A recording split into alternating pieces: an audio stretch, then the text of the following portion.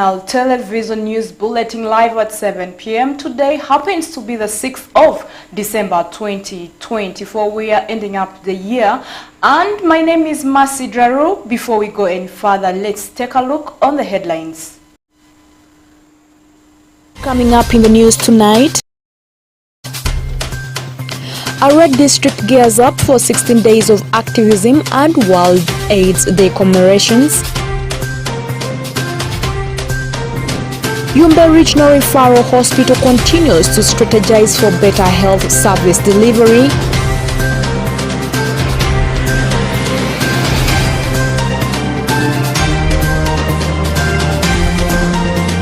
And persons with disabilities in Adjumani calls for government intervention in fighting stigma. More of these details will come in the Nile cast.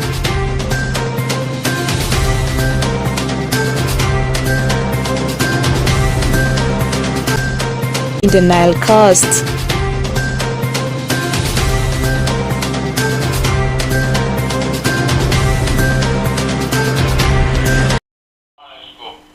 Welcome back from the headlines, and we go straight to the details of our stories tonight. Arad District will celebrate the 16 days of activism against gender-based violence together with the World AIDS Day on the 9th of December 2024.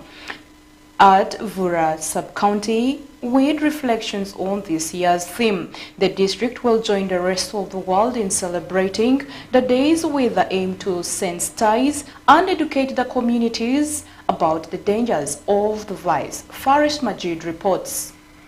As the world is celebrating the 16 days of activism, aiming to raise awareness against gender-based violence, most especially amongst girls and women, this day will be hosted together with the World AIDS Day commemorations at Vura Sub-County, where a number of activities have already been aligned with the aim of eradicating the vice. Comfort Letaru, the Community Development Officer for J Sub-County, who also coordinates gender affairs in the district, laments on some of those activities expected on that day.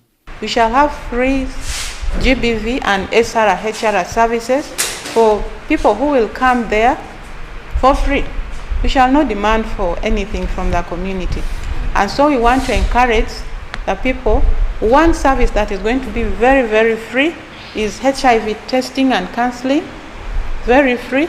We shall have legal aid services for GBV cases. We have had communities, we have had families where GBV occurred and they were not responded to.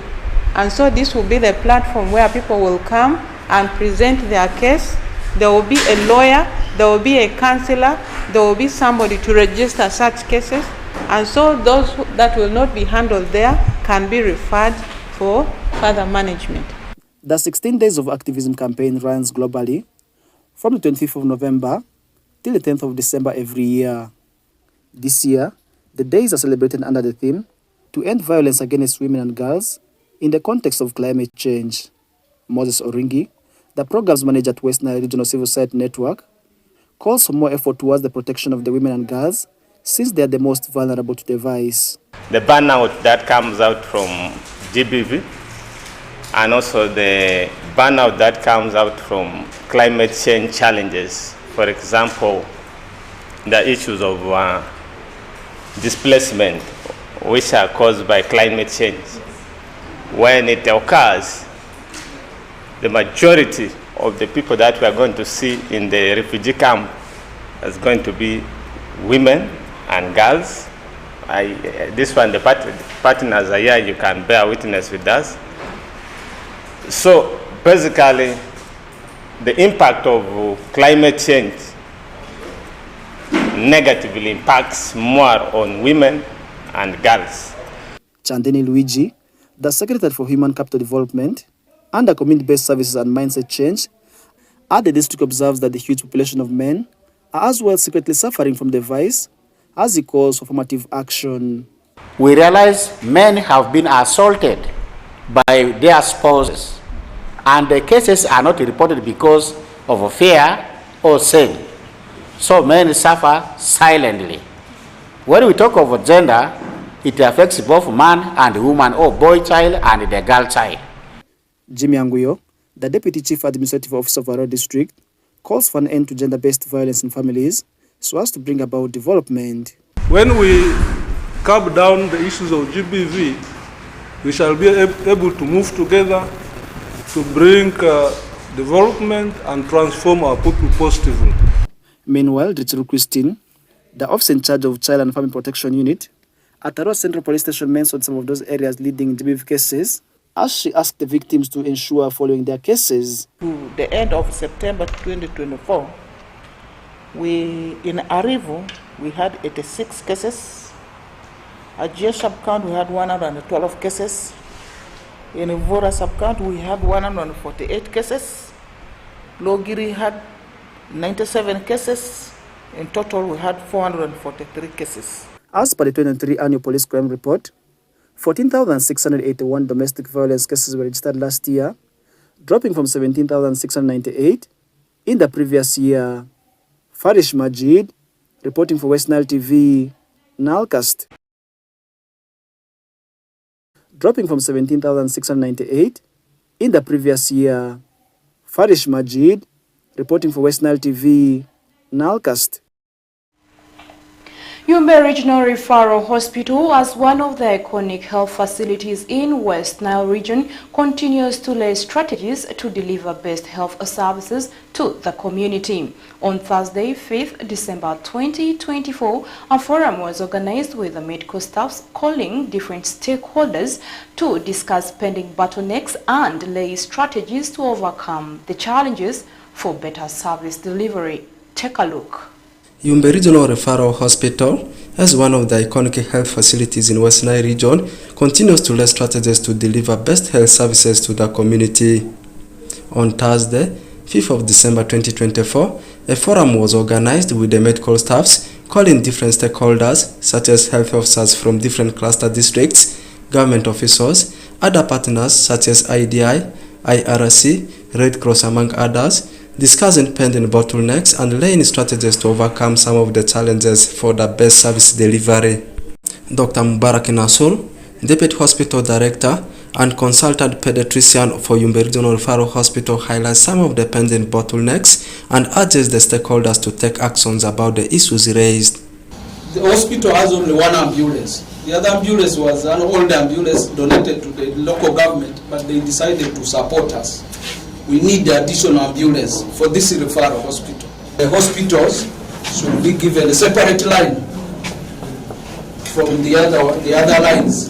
But also too, want to request, if possible, the rates charged in the hospitals should be a little reduced, maybe the industrial rates. Because our power, like a referral hospital, has moved from 3 to 4 million to over 19 million per month. Till human resource. We want to thank, we moved from what we needed and we got additional 82, but we still need more. Appreciation to the districts, to the health facilities that we have been talking, but let's actualize some of the talks into action. Siasa Kadmala, Regional Coordinator for Uganda Nurses and Midwives Union, urges the teams to cooperate to handle their issues. In any case, there's any issue with the nurse in any district, kindly, we should also be of note.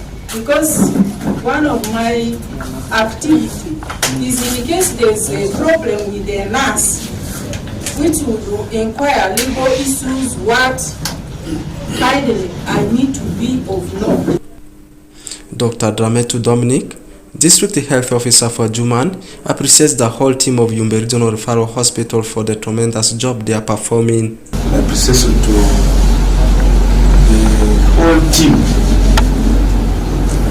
of the hospital for tremendous improvement in services in the last 6 months. We have seen in the various pillars of health, we've seen tremendous improvement. After that, although has increased so much, we have seen a reduction in referrals out. We are seeing reduction in admissions, which is quite commendable. Mambo Asraf, Representative of Wenda says the hospital is now their pride because of the brilliant services they offer, and further laments on the issue of power at the hospital. Yumbe Regional Hospital is our pride now.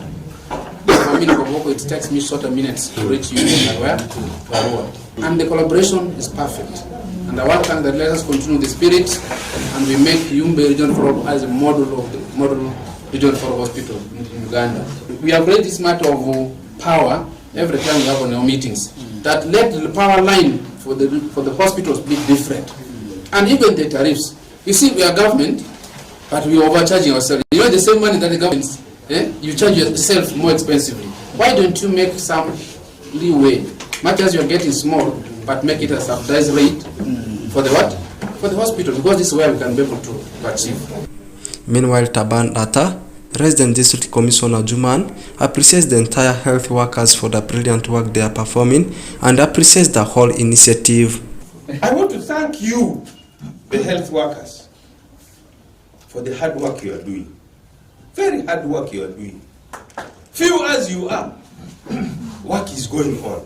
The government of Uganda started from nowhere, my brothers. Where we are now, I think we should really be appreciating. There was no referral hospital here.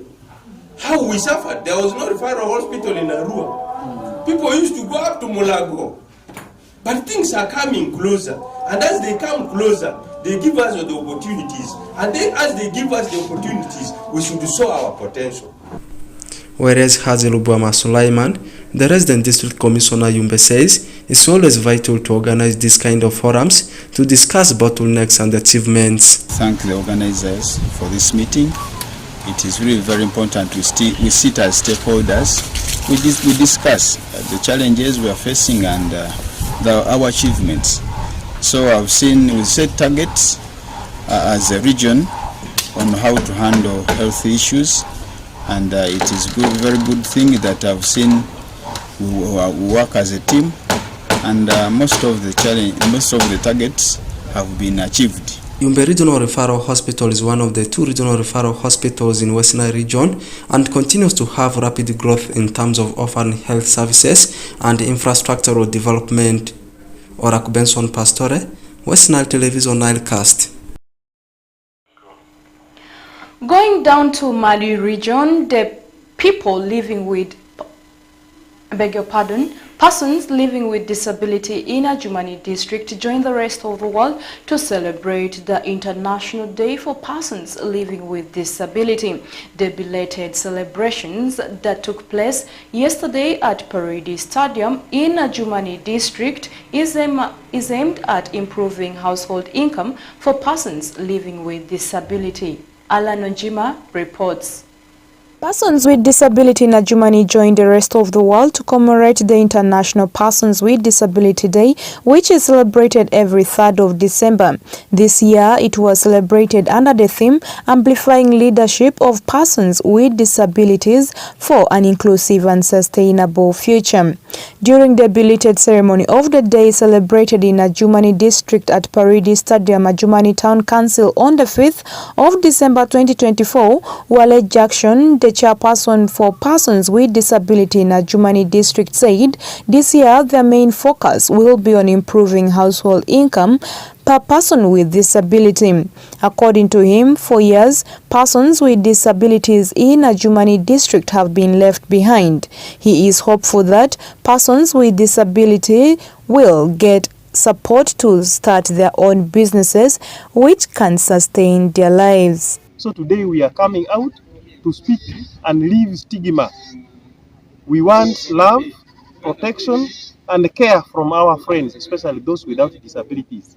We believe that we have the principle of leaving no one behind. When there is a development agenda which is running, we want to be inclusive. We should not be left behind. And we strongly also believe that there will be nothing for us without us. That's why we, the leaders in the district, are fighting hard for our members who are handicapped, who cannot help themselves. So today is a day to celebrate and be happy amidst all the challenges and the pain that we're having. We have been sharing very painful moments, and it seems it is like lamentations. Achol Margaret, a student of New Manzi Secondary School and also the guest of honor who represented children with disability, appealed to fellow children to take part in this celebration so that they can raise their voices on challenges they encounter in day-to-day life. Children to take part in this year's celebrations of our days on behalf of all children living with disabilities in refugee settlement and the host community. This therefore bringing to our attention the following challenges that affect students with disabilities in and out of school, our daily life, such as harassment, such as physical harassment, verbal harassment that affects our emotional being as children, denied to assistance to quality education due to lack of support from parents and stakeholders, denied to assist health service for assistive device and proper medication. Malat James, person living with disability and a student of Ajumani Model Senior Secondary School, appealed to various stakeholders to work under cooperation to ensure that persons with disabilities are not left behind. Him or us of us a person of lower status, and that is what I'm here to talk about. Sometimes we have some abilities in us, maybe talent, but because of that, because of the negative thought, we always look at ourselves as people of lower status. We always fail to explore our talent. So that is why I'm here. I'm just trying to call on the attention of all the stakeholders that are present here, that it should only, this day should not only be celebrated maybe once in a year. Maybe it should be celebrated frequently so that disabled people are always brought together and maybe talked to, and now they can be told how to overcome maybe that kind of challenge. Olga Lindrio, an activist, said they are training, mentoring and funding children living with disabilities from their various areas. Right now we have brought one of the disability organization, that is ADIBA. We are working partners with them in implementation of our activities like the road drive and also giving capacity building for them. And currently, Overcomers is even has mentored, has been training and even funding some of the disability children who are in primary. And right now, as I speak, the guest speaker today, who is a disabled child, is one of the participants. It's called the beneficiaries of Overcomers Women Active. So to me, I strongly say we have not left you behind, but the people with disability, there's a lot of inclusion in all our thematic areas so that we can be able to support them. Masidraru, Alan Nunjima reporting for West Nile TV, Nilecast.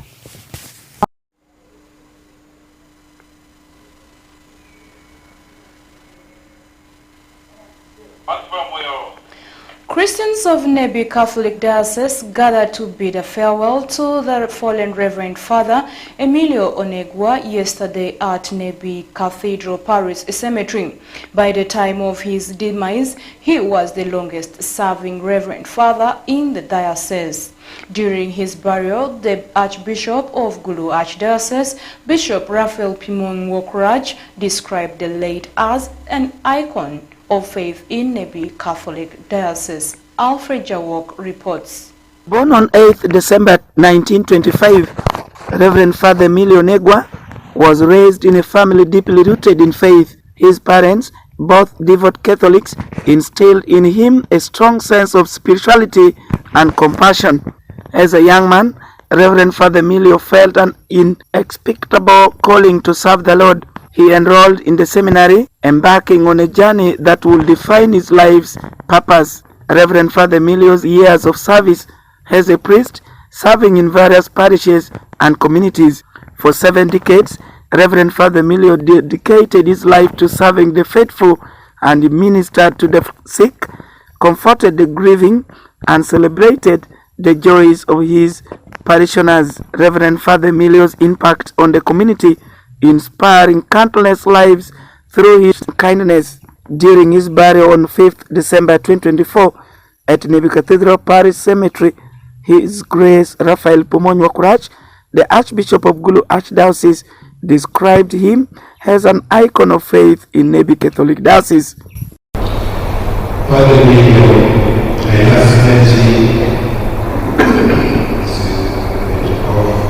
I ask mercy on the 18th of last month. When the next meeting next day was the Paris Christ, Cabell, just he was afraid, he was sick, he was afraid, he was weak. He had difficulty to hear, but he could not survive. The Paris priest was talking and telling me, the bishop is here. That would last, and this was which repeated there. Mr. Gilbert Kermondo, chief government valuer and a Catholic believer who was his altar boy in the early 70s at Angal Catholic Parish, recounted the unwavering commitment of Reverend Father Emilio as his faith and his flock inspired a generation of Catholics. Kermondo added that his legacy of love, compassion, and devotion continues to ripple through the lives of those he touched. I know Father Reverend Emilio way back in the 70s when I was his altar boy. He was a humble priest, a visionary leader for development, approachable, charitable, name it, to the extent that it was a role model to see someone of that nature, a mentor, grooming us into young boys, altar boys, God-fearing, showing love to God, Jesus Christ, in the Catholic faith. I'm proud of him that I've been one of the people who benefited from the way he trained us to be humble people, God-fearing, and loving and giving humanity the best of it all. Honorable Emmanuel Orombi, Nebi District Chairperson, said late Reverend Father Emilio Onegwa inspired many leaders to succeed in their elected leadership. He taught us the word of God. He talked like he was for catechism. Then he told us this. He said, whenever you come, get permission, don't use stone. Number two, don't bang with the stick. Just get a stick and do like this. Or get one person to climb up. Get for you, throw down, you sit, you watch, and there was some water somewhere there next to now in the current teacher's quarter for the primary. So we'll sit there, we'll eat, then we'll come and tell us the word of God. That's how I knew him when I was still a young boy.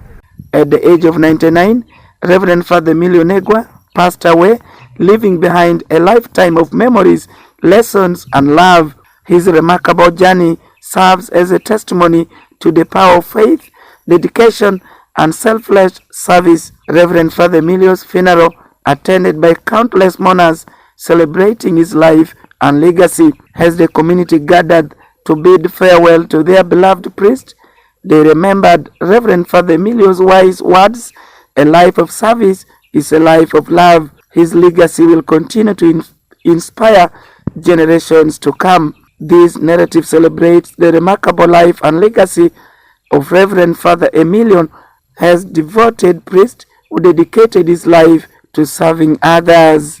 Alfred Jawok, West Nile TV, Nilecast. To conclude with our Nilecast today, 6th of December 2024, the 2024 and 8th edition of Arua Alur Community Cultural Gala has finally commenced in Arua City on the 6th of December 2024 with the cleaning of Arua City streets.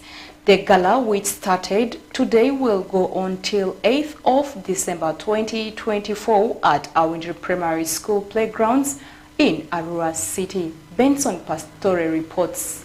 The 2024 and the 8th edition of Arua Alur Community Cultural Gala's final commenced in Arua City on 6th of December 2024 with the cleaning of Arua City streets. The cleaning started from Awindere up to the streets of Arua Market Lane, primarily to make the city TD.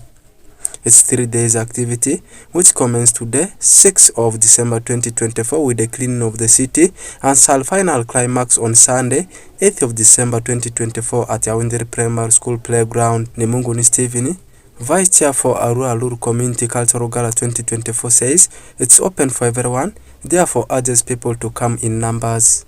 It is a 3 days activity. Today is the first day where we have started with the cleaning around Arua city. That's why you see me with the broom, you see me with the attires. So we are doing it in line with the Arua City Council, and we are very closely together. Tomorrow is when our king of Alur Kingdom will be in with all other stakeholders that we have invited, the guests. So it is open for any other person, Aluru and the non-Aluru, that stay within Arua, and you have access to stay to reach Awindere Primary School where the venue is. Please, you are most welcome. Hofin Jakonga, spokesperson for Arua Alur community, says it's part of the activity. Also highlights the general public about the whole movie. This was part of the preparation we had and part of the communication made to the public.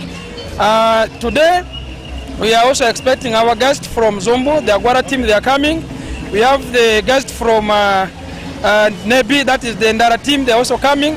And also our brothers and sisters from Pakwa, they are also coming for the same. For them, they are the participants. And at the pitch, that is our venue where we are also organizing, we are fencing around. And we are also making sure the ground is leveled. And we are saying, please, thank you, come. The venue is Awindere Primary School. We really don't have much tomorrow. The king is coming, the chief guest. And everyone is invited. We call upon political leaders, the government, the cultural, the religious, and all stakeholders of Alur Kingdom, that let's come together and celebrate Alur Kingdom. Whereas Mungwachel Michael, an advisor at Arua Alur community, appreciates the community for the brilliant move. I want to appreciate the Alur community who are living in Arua and out of Arua for the good work that they are doing. Right now we are doing the cleanliness of Arua city, and we are already in a full gear with these activities. Similarly, Tanroman Tonyeta, one of the members of Arua Alur community, says it has been a culture in their community whenever the day gets on the board. Normally in our culture, as the culture we have introduced in Arua city, we make sure that every year we come together as Alur people to inform people we are around. By so doing that, we are today moving around cleaning the city, telling people that yes, we are aware that our environment should be clean, and also it's important for us to take care of the environment, and also informing them that they should not forget about the function of tomorrow, where we are going to exhibit our culture by showing the different dance, different foods, different dressing codes, and the way we do our things as Alur.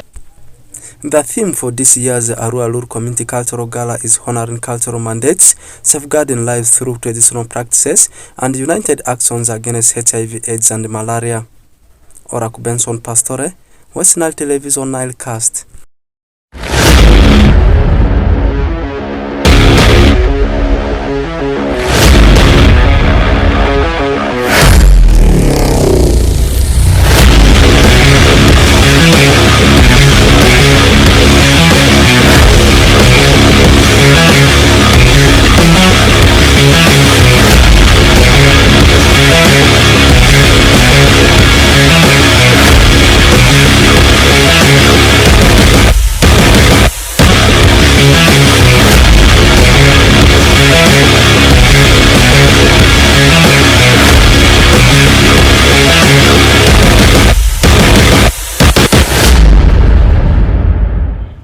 Again, the English Premier League is bouncing back over the weekend. I mean, tomorrow games are bouncing back, not forgetting about the other top European leagues. Talk about German Bundesliga, Spanish Primera Division. You talk about French League 1, Italian Serie A, Dutch Divisie, not forgetting about Portuguese Primera Division. Interestingly, the team in Portuguese Primera Division, that's Sporting Lisboa, of late, the team has overshadowed teams like Soccer Lisboa, Benfica. You talk about Porto. These are the teams that had been always known of getting the title in Portuguese Primera Division, but things have gone into the hands of Sporting Lisboa. I can also confirm to you games we are also played. And one thing in African football that has changed so much is, of course, the squad level. When we are teenagers, when we started following football, the teams in Africa, they used to just have a slim score line, 1-0, 0-0, 1-0 like that. But I can confirm to you right now, are squaring for fun. And in StarTimes Uganda Premier League, there was a very big encounter whereby a team scored so many games. My name is so many goals rather. My name is Oraku Benson Pastore. This is the usual segment of sports, and of course we always start with what's happened within the local scenes. If local scenes are not there, we just straight to that national stories. If continental stories are there, we don't leave them out. And as usual, we finalize everything with what is happening in international sports. And 70% of what we give in international sports is always what is happening in Europe, because people believe that football, of course, football was born in that Europe, more especially in Germany, and they continue to say that football died in Asia and it was buried in Africa. It was born in Europe, grew in South America, died in Asia, and was buried in Africa. I don't know if that is the truth. Let's move straight to the stories. As I had said earlier on, let's start with some of the trending stories that's happening within Ugandan sports, more especially in the segment of that football. As I had said, some games took place today, but fixtures are set to bounce back tomorrow, with Soltino Bright Stars having a date with das Vipers. This game will be tomorrow. Soltino Bright Stars of late, they are not performing very well. As I speak right now, they are the rock bottom team with only 6 points. Meanwhile, Vipers, they are the log leaders. This game is tomorrow. And also Kasasiro Boys, that's KCA, will also be having a very big encounter in Kampala Derby. And this game will be up against the Express. And this game will be at 7 p.m. East African time. And it will be the late kickoff of the day. Meanwhile, the game between Airtel Citara and Soltino, the game between das Soltino Bright Stars and Vipers will be at 4 p.m. East African time. And looking at the games that took place today, as I had said in the highlights of the stories, we saw the team of Airtel Citara recording the biggest scoreline of the season so far, demolishing aside the newly promoted side Mbale Heroes by 6 goals to nil. Meanwhile, on the other side, Sports Club Villa had to share the spoil with the team of Lugazi. After today's encounter, the table standing now changed, but the team of Vipers, they have played a game less. Right now on top, or surprisingly, is the team of NEC with the 23 points, followed by das Vipers with 21. In case Vipers wins tomorrow's game up against Soltino Bright Stars, they will go back on top of the log. Meanwhile, third on the log is the team of KCA with 19 points. They're also playing tomorrow, with the Police sitting at number 4 with 16 points. Down in the relegation zone at number 14 is Wakiso Giants with 9 points. Meanwhile, number 15th is Mbale Heroes with 8. As I had said earlier on, the rock bottom team is the team of Soltino Bright Stars for Nelson Sekatuka with only 6 points, 1 win and 6 draws there. Why don't we then jet to Europe? Before I give you the upcoming games tomorrow and on Sunday in the English Premier League, let's first take a look at some of the selected fixtures in Europe tonight. With the championship side, that's Burnley set to lock horns with Middlesbrough, and this game will be at Turf Moor, the stadium for das Burnley. And then in Spanish Primera Division, as Racing Santander, the team in the names of Celta Vigo, will be welcoming Real Mallorca. Meanwhile, in German Bundesliga, expect a date between Stuttgart, as they will be hosting Union Berlin. Meanwhile, Italian Serie is having 2 games on card, with the Inter set to host das Parma. Meanwhile, AC Milan is leaving San Siro as they travel away to on-form das Atalanta. And let's now take a look at the fixtures to be played tomorrow and on Sunday till on Monday in the English Premier League, because this is Africa's favorite European league. The early kick-off tomorrow will be das Merseyside derby between Liverpool and the team of Everton, and this game will be at Goodson Park. And then at 6 p.m. exactly is when Aston Villa will be maintaining Villa Park as they say hi to that Southampton. For Newcastle, they will be leaving St. James Park and they will be traveling away to that's Brentford to take on the Bees. Meanwhile, for Crystal Palace, they will have to stay at Selhurst Park and welcome that's Manchester City. A tricky game again for the team of Manchester City. And the last game set to be played tomorrow will be the late kickoff of the day at 8:30 as Nottingham Forest will be traveling away to Manchester United. What about on Sunday? Super Sunday is having around 4 games on the card, with Fulham set to host Arsenal in London Derby. Meanwhile, for Bournemouth, they will be leaving Vitality as they take a trip away to Ipswich Town. For Leicester City, they will have to test the hostility of Brighton and Hove Albion. And the biggest game of the week is also in London Derby, as Chelsea is taking on the team of Spurs. They are traveling away to Spurs. And in Monday Night Football, 11 p.m. exactly, is when off from West Ham United is taking on Darcy Wolves. And that one brings us to the end of today's edition of NILE Sports News. It has been me, Benson Pastore, doing it for you. Let's hope we meet again tomorrow, still for the same segment of that sports. Have the best of your times. Bye-bye.